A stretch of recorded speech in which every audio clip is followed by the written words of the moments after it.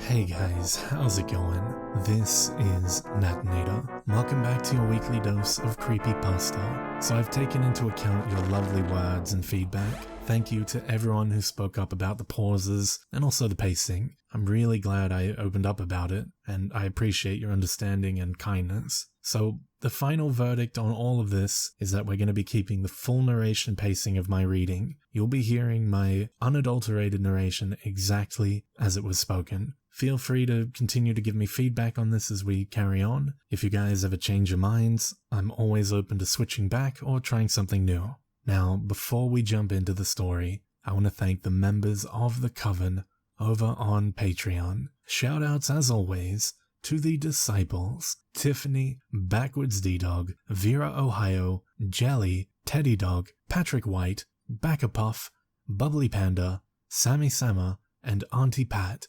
Thank you yet again for another month of support. It's not mandatory by any means at all, but you guys go out of your way to help me out, and I can't thank you enough for that. Now, as always, turn out the lights, get comfortable, and let the story begin.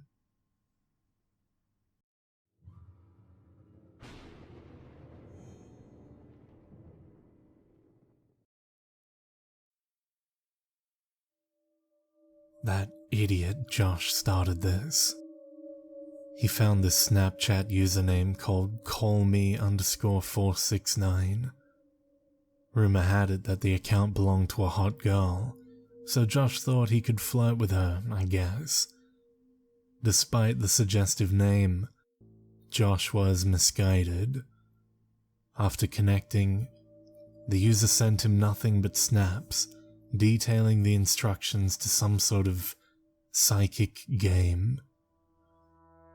You get a group of you together, and if you all focus hard enough, you can knock on someone's door with your collective psychic energy. Josh explained to Martin, Tony, and I in school on Monday. We noticed that there was a bit more to it than that when he actually showed us the snaps. Each one a picture of handwritten instructions. You need a large group of people who are connected in some way. Friends, teammates, or classmates works well. You must all agree on whose door to knock on. If there is any disagreement in the group, the game will not work. Everyone must wear black. The group must sit in a circle and join hands. The leader, caller in the group, must place a picture of the door, a map showing the route from the group to the door's location, and something belonging to the person to receive the psychic knock in the center of the circle. There must be complete silence. The group must concentrate on the map and visualize moving to the door one at a time, starting with the person sitting to the left of the caller. When you reach the door, squeeze the hand of your neighbor to the left. Only when the caller gets to the house can you begin to focus on the knock. The group, except for the caller, must raise their right hand, concentrate on the door, and visualize the caller's hand raised and knocking. The caller must also visualize the knock. The psychic energy of the group will be channeled into the caller's right hand, and it will raise of its own accord and knock. We didn't know how many people were needed, so it started as a few close friends. But word soon got out. Josh invited Kayla because he wanted to make out with her. Kayla wanted to bring Abby, the biggest loudmouth in the school, so by Thursday morning, we had 14 people coming. We picked our chemistry teacher, Mr. Griffiths.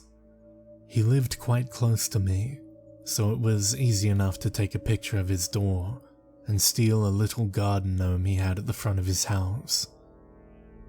Everything was set, and then disaster struck. My mum got asked to cover a shift at work. We really needed the money, so she couldn't say no. Because of this, I had to stay at home and look after my little sister, Joannie. So while Josh, Tony, and Martin were having fun hanging out with the hottest girls in our class and trying to physically bother our teacher, I was stuck at home with a 9-year-old brat. Once I'd packed her off to bed, I jumped on my laptop and Skyped Josh. It was 10 p.m. "Hey man, this is awesome. Kayla and all the girls came," he said. "It sucks that you can't be here." "I know, man. When are you gonna start?" "Stroke of midnight, dude. Look, stay on the line, but we're gonna have to put you on mute when the time comes. The instructions say complete silence."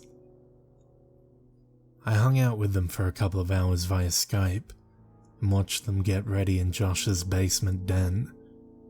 They were all dressed in black, and Josh lit a bunch of candles around the room that cast an eerie flickering light.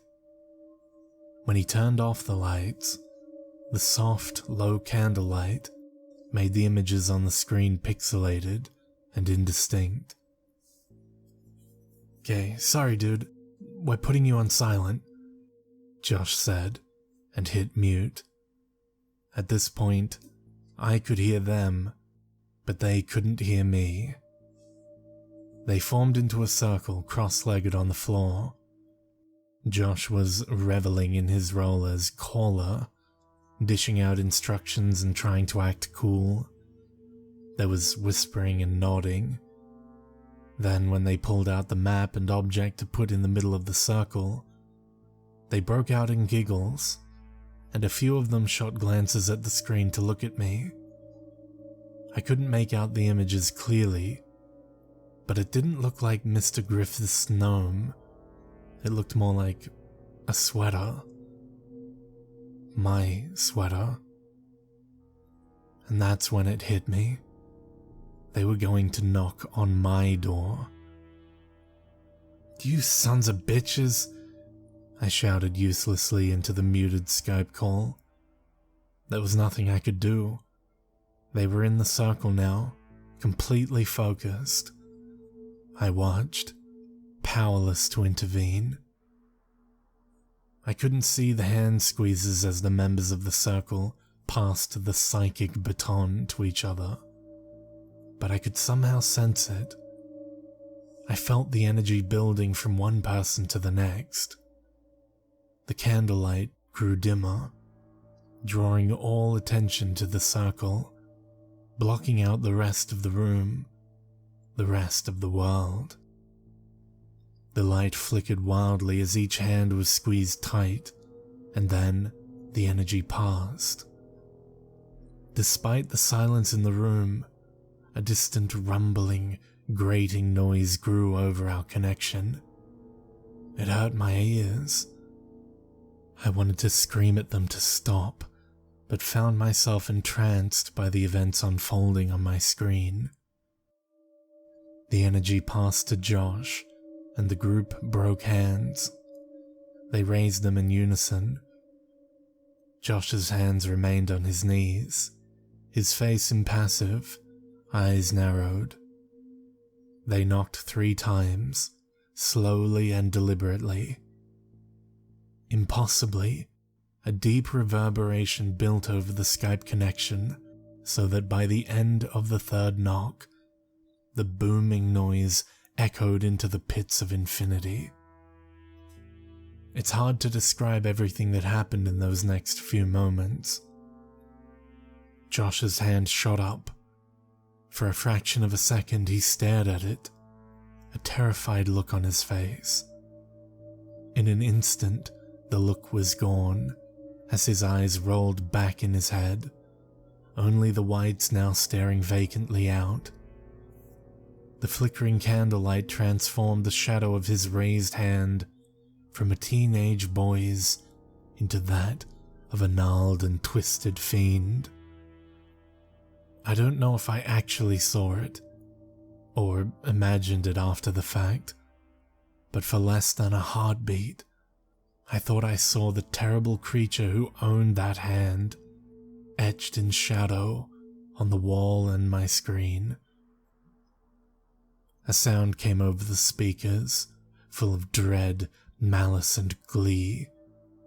It was at once a scream, a roar, and most terrifying of all, the word yes. The circle must have heard it as well, for they clutched their hands to their ears, faces writhing in agony. Blood trickled from some of their noses. My speakers blew, plunging my room into silence. Josh was oblivious in his glaze-eyed trance. He made a slow, deliberate knocking motion 3 times. My attention shot to my front door at the thudding sound of the knock. My heart began to race. The knocking on my door was in perfect unison with Josh's knocking on screen. A couple of the group in Josh's den scrambled to their feet, freaked out at what was going on. I felt sick.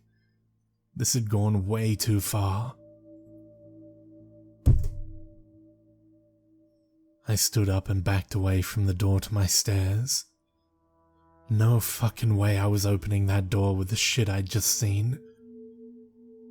I ran upstairs to check on Joannie. Made sure she was okay. Thankfully, she was fast asleep. I went into my own room and grabbed my baseball bat. From my bedroom window, I have a good view of the front door. Sweaty and hyperventilating, I nervously drew back the curtains to look. Nothing. I grew bolder and took a good look, studying our porch and looking out down the street. Still nothing. But I could feel a presence. And that's when I caught a glimpse, a shadowy movement in the trees across the road. It was only for an instant, but I saw that same ominous outline that I'd seen in Josh's den. I must have fallen asleep at some point, mentally taxed from the ordeal. I woke up with my baseball bat next to me. In the cold light of morning, with a couple hours of sleep under my belt, things felt different. Cool, almost. What had actually happened for me to be so scared? Josh was probably faking the eye rolling and the look of fear when his hand moved. The group were in on it, switching it to me rather than Griffiths, so they most likely had someone come around to do the knocking. As a joke. I bet they recorded me on Skype so they could see my reaction. I went to school more pissed off than scared, ready to confront my dickhead friends. My mood changed pretty quickly. The whole group from the night before were gathered. They all looked terrible. Josh worse than the rest, pale as a ghost and on edge. I'm so sorry, Cody. I had no idea, man. I'm fucking scared, dude, he said as soon as he saw me. He showed me his phone. There was a snap from callme_469. It was a picture of my front door. All 13 of them had received the same snap, even though only Josh was connected to the user. The message said, "You called me, but no one answered. I will return. One of you must let me in."